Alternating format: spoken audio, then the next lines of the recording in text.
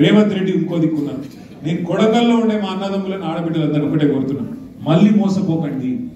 ఈసారి మీరు చేయవలసిందల్లా ఒకటే, అక్కడ ఎంపీటీస్ అయినా సర్పంచ్ అయినా జెడ్పీటీస్ అయినా మీకు అన్ని నియోజకవర్గాలు ఒక ఎత్తు, కొడంగల్ ఒకటి ఒక ఎత్తు. ఎందుకంటే మీరు కొడంగల్ని పెట్టినాక తొడపాసం ఏమైతుంది, మొత్తం ఢిల్లీ దాకా పోతుంది వార్త. ఓహో ఈయన పచ్చి మోసగాడని సొంత నియోజకవర్గం వల్ల చెప్తున్నారు, ఇక బయట ఉన్న అడిగే అవసరం కూడా లేదు, కొడంగల్లోకి తెలిసిపోయింది అనే మాట వస్తుంది. లేకపోతే ఒక డేంజర్ ఉన్నది, మీరు మళ్ళా కొడంగల్ గెలిపించారు అనుకో, అయ్యో ఇంకా 3 ఏళ్ళు ఉంటాడు కదా ముఖ్యమంత్రి, 4 రోడ్లు వేయించుకుందాం, రోడ్డు బోరింగ్లు వేయించుకుందాం అని మోసపోయారు అనుకో, ఏమైతే తెలుసా? ఆయన ఏమనుకుంటాడు తెలుసా రేవంత్ రెడ్డి? వీళ్ళంతా పిచ్చోళ్ళు, వీళ్ళకి 2 ఏళ్ళు నేను ఏం పని చేయకపోయినా, ఆడపిల్లలకు 2500 ఇవ్వకపోయినా నాకే ఓట్లు వేస్తున్నారు, ముసలోళ్ళకు 4000 పెన్షన్లు ఇవ్వకపోయినా నాకే ఓట్లు వేస్తున్నారు, రైతులకు రైతు బంధు ఎగ్గొట్టినా నాకే ఓట్లు వేస్తున్నారు, అట్లాగే బోనస్ ఎగ్గొట్టినా నాకే గుద్దుతున్నారు. ఇక మరి వీళ్ళకి ఇచ్చేం లాభం, ఇవ్వకపోతే ఏం లాభం, ఏం కాదు నా మోసం ఇట్లే నడుస్తుందని చెప్పి ఆయన మోసం చేసుకుంటూ పోతూనే ఉంటాడు తప్ప ఉన్నవి కూడా కొడతాడు. ఉన్న రైతు బంధు కూడా పోతుంది ఎలక్షన్ల తర్వాత, యాద పెట్టుకోండి మీరు, నేను చెప్పేది ఈ ఒక్క ఎలక్షన్ కోసమే చూస్తాడు ఆయన. ఎందుకంటే ఆయన కేసీఆర్ ఉన్నప్పుడేమో మనం నాట్లేసేటప్పుడు పడుతున్నాయి పైసలు, రైతు బంధు పైసలు.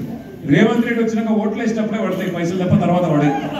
పార్లమెంట్ అప్పుడు ఒక తప్ప, పంచాయతీ ఎలక్షన్ కూడా ఒకసారి, తర్వాత మళ్ళా రైతు బంధుకు రామ్ తప్ప మళ్ళా మాత్రం రానే రాదు.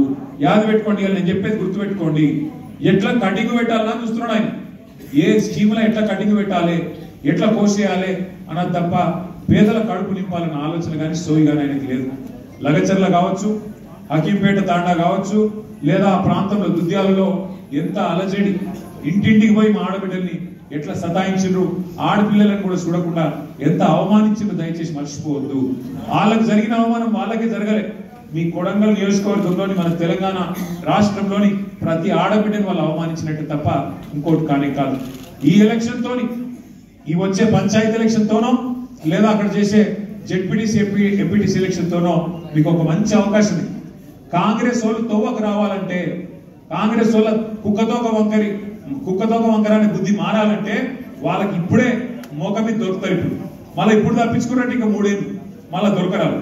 ఇప్పుడు గట్టిగా గుద్దితే ప్రతి మండలం, బొమ్మరాజపేట కావచ్చు, కోస్గి కావచ్చు, దౌలతాబాద్ కావచ్చు, దుద్యాల కావచ్చు, కొడంగల్ కావచ్చు, మద్దూరు కావచ్చు, మీరిగిన గట్టిగా గుద్దితే సౌండ్ ఢిల్లీలో వస్తుంది. ఇక్కడ స్విచ్ చేస్తే, ఇక్కడ కొడంగల్లో మీరు స్విచ్ చేస్తే లైట్ రాహుల్ గాంధీ ఇట్లా వెలుగుతుంది, అర్థమైందా? ఇక్కడ బంద్ అయితే అక్కడ బంద్ అవుతుంది, ఇక్కడ లైట్ బంద్ అయితే అక్కడ బంద్ అవుతుంది. అడగరా ఏం రాబాయి, నువ్వు సొంత కాన్స్టిట్యూన్సీని గెలిచేటట్టు లేవు, నువ్వు రాష్ట్రం ఏం గెలుస్తావు, ఏం నడుపుతావు, ఇక పైసలు మాదిస్తున్నావు కానీ మిగతా ఏం లేవు, ప్రజలలో మొత్తం కథం అయిపోయినావు అని చెప్పి వాళ్ళే బంద్ పెట్టే కథ వస్తుంది. దయచేసి మిమ్మల్ని కోరేది ఒకటే, ఈ బాకీ కార్డు ఇంటింటికి తీసుకపోండి, ఇంటింటికి పోవాలి, అదే మీ అస్త్రం.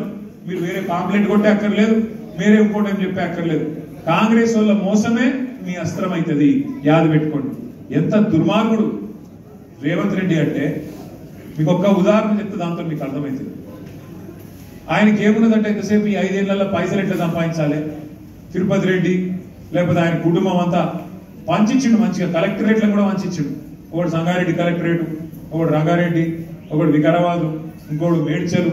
భూముల దందాలలో పడ్డారు అందరు, ఒకటే పని, ఇంకో పని లేదు పాడలేదు, కమిషన్లు, భూముల దందాలు.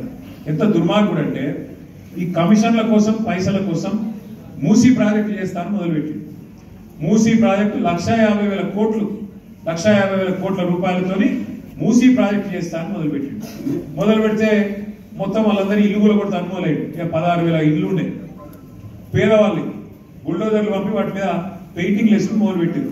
వాళ్ళంతా లైన్ కట్టి మన తెలంగాణ భవన్కు, మన పార్టీ ఆఫీస్కి వచ్చి, అన్న మీరే మమ్మల్ని కాపాడాలంటే మేమందరం పోయినాం, చూసినాం.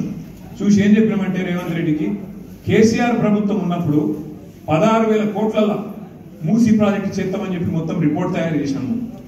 నీకు 10 రెట్లు ఎట్లా పెంచినావు రేటు? 16,000 కోట్లలో అయిపోయేదానికి 1,50,000 కోట్లు ఎందుకు అవుతుంది నీరు? వీళ్ళందరూ ఇల్లు కొట్టే అవసరం ఏమున్నది? పక్కకు బందోబస్తుగా గోడ కట్టి వాళ్ళని బచాయించి యుద్ధలకెళ్ళి చేయొచ్చు ప్రాజెక్టు. అట్లనే మేము తయారు చేసినాం, నువ్వు కూడా అట్లే చేయి, తక్కువ ఖర్చులా అయిపోతుంది. నీ దగ్గర పైసలు లేవు అంటున్నావు, ఏదడిగినా కూడా పైసలు లేవు, ఏదడిగినా కూడా నాకు అప్పు పుడతలేదు అంటున్నావు.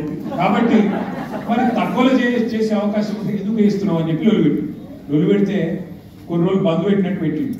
ఇంత కిరాతకుడు అంటే ఇవాళ ఏం చేసిండు ఎరికేనా? ఎప్పుడన్నా వాన పడితే ఇట్లనే 1908లో, ఈరోజు కాదు 1908 అంటే 117 ఏళ్ళ కిందట హైదరాబాద్కు వరదలు వచ్చినాయి మూసీలో. అప్పుడు నిజాం ఉండే. నిజాం ఏం చేసిండు, మళ్ళీ ఎప్పుడు ఇట్లా రావద్దు హైదరాబాద్కు వరదలు అని చెప్పి ఆ మూసీ మీద 2 చెరువులు కట్టిండు పెద్దవి. గడ్డిపేట అంటాం చూడు మనం, ఉస్మాన్ సాగర్, హిమాయత్ సాగర్, ఆ 2 చెరువులు కట్టిండు.